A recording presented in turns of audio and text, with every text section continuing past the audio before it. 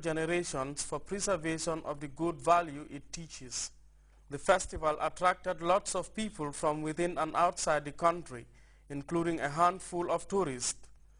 This lady explains why she graced the event and reinforced comments that the culture, especially the Bureng Kose festival, needs to be taken seriously. It's very, very important because it's our culture. We find that our parents are doing it, so we also want to keep it alive. The purpose of the Bureng Cultural Festival is to enhance continuity of a tradition that was once threatened by modernization.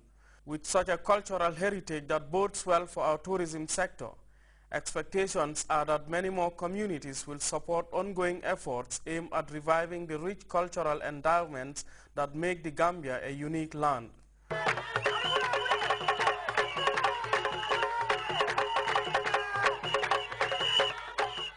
Samuel Ba, GRTS.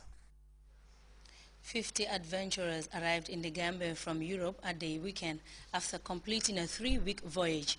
The expedition, organized by Go for Africa Foundation, is premised on the desire to exchange experiences and essential expertise in various fields of study. Ibrahim Ajata saw the travelers arrive and reports the endeavor is based on a questing charitable concept claiming interventions satisfying the critical development needs of individuals and communities. Right at the Gambia's border with Senegal, in the North Bank town of Farafenye. Vehicles going up and down, people and goods being transported across the two sides. It's a busy spectacle despite the weekend. In a few moments, we'll be expecting the arrival of the Go for Africa caravan, spending almost 3 weeks on the road, driving from Europe to Africa. This is the culmination of a challenging adventure, engaging young people to inspire sustainable social improvements. That's the Go for Africa caravan making a lively entrance into the Gambia from Senegal. Those tinted vehicles carrying every marking of an extensive journey on the road explains the test in 3 weeks of driving from Holland to the Smiling Coast. 24 vehicles of dissimilar design make up a team of mainly young people, including final year students who've never traveled outside Europe before. It's also a project for school. It's our last year, so from our exam with him. A great multiplicity is perhaps the best thing about this cavalcade, attracting everything from medics, mechanics, journalists to engineers set to spend the upcoming weeks in the country with local counterparts in their respective areas of expertise. For the education for a mechanic, and myself I'm a mechanic also. So it is good that we can teach our skills to the people from Gambia. And it is nice to do something for the other people in this world. Yeah. Final year students presently on internship, Maurice and Choli, joined the trip to make the most of the rich cultural exchange it enabled. The two told GRTS the outing has virtually effaced all false concepts they used to hear about the African continent. The trip from Holland to here is already special. And this is extremely important for Martin, who has decades of experience working on local community schemes in Africa.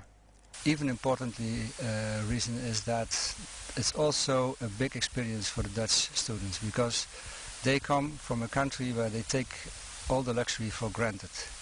Ian Haizunga is the man behind this singular enterprise, moving to effect charitable interventions where it matters most. We traveled with 23 cars up to here, and we had a lot of broken cars, but luckily we have a lot of automotive technicians in our group, and so we could repair every car. So they proved very useful, the technicians. Really useful. So we had a very nice time. We spent a lot of time. We had some short nights, but we arrived here. Nisa and 3 friends undertook the voyage to understand the world and possibly help in their present area of study, occupational therapy. Looking forward to exciting moments working with handicapped children, giving essence to years of intensive courses. Nisa reveals how she is still trying to deal with the adventuresome thrill of the outing.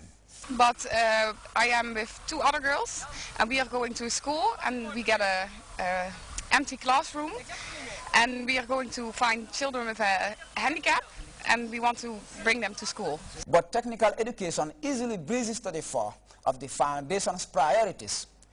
Go for Africa coordinator Alaji Saho explains why. Technical is something who is very important for everybody. And then, yeah, and then from there also, that's the place where it's very expensive too. Omar Sane is the foundation's representative in Senegal. This foundation is everywhere. When it comes to African issues, the organization really knows no bounds, Sane told GRTS. But bringing the right knowledge and expertise to augment skills development means everything. For the Go for Africa coordinator Alaji Saho, whose principal intent and quest is to empower communities and young people to support their own occupations. Whatever the consequence, charitable foundations are becoming increasingly indispensable, claiming an integral part in the social improvement machinery, with particularly critical interventions in exigent grassroots situations. Ibrahim Jata, GRTS. Over now to news just in. Momodu Sabali has done it again, but this time it's a double punch. The author, who has already made a name in the Gambia's literary circles, has authored 2 new books. The launch of For the Gambia, Leaving the National Anthem, and To the Gambia, The Smiling Coast, was presided over by the Minister for Presidential Affairs, Dr. Njogu Elba. We hope to bring you more on that in tomorrow's news bulletin. We'll now take our first break. Stay tuned.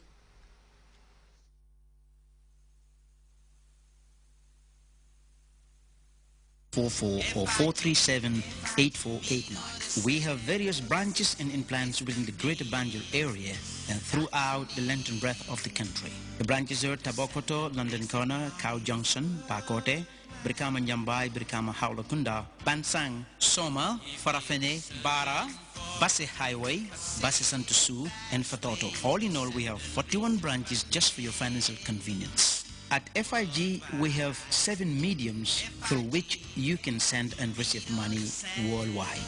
MoneyGram, Money Express, Connection Express, Lee Direct, Western Union, RIA, and Wari. Don't just send and receive. FIG it.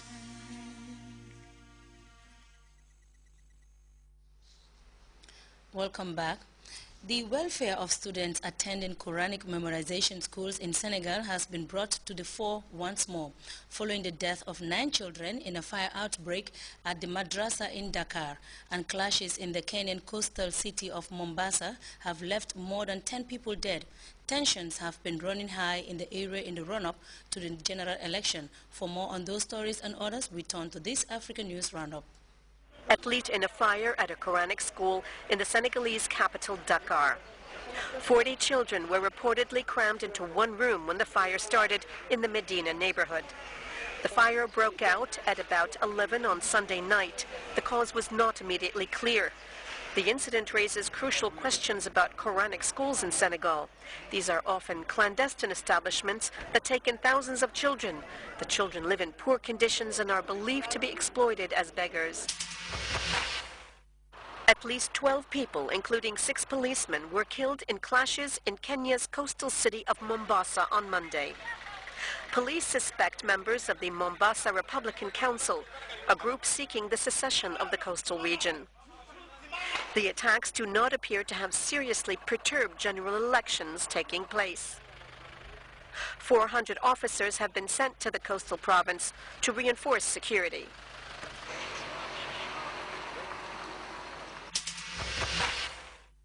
French prosecutors called for a former captain in the Rwandan army to be put on trial in what would be France's first prosecution for Rwanda's 1994 genocide. Investigating magistrates will decide whether Pascal Simbekangwa will face charges of complicity in genocide. He was arrested on the French island of Mayotte in 2008 under an international arrest warrant. In 2010, France set up a unit to try cases of genocide and crimes against humanity involving suspects detained in France. Thousands of enthusiastic Kenyan voters have been waiting in lines to cast their votes in Kibera and other places.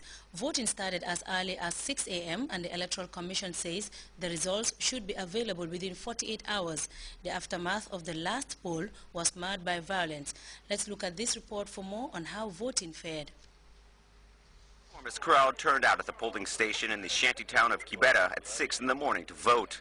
Some arrived at 3 to be sure to get their vote in. Over 14 million Kenyans are registered to vote in this presidential election. Yeah, very eager indeed. See, I'm prepared. My tools are right here with me. my ID and my voter's card.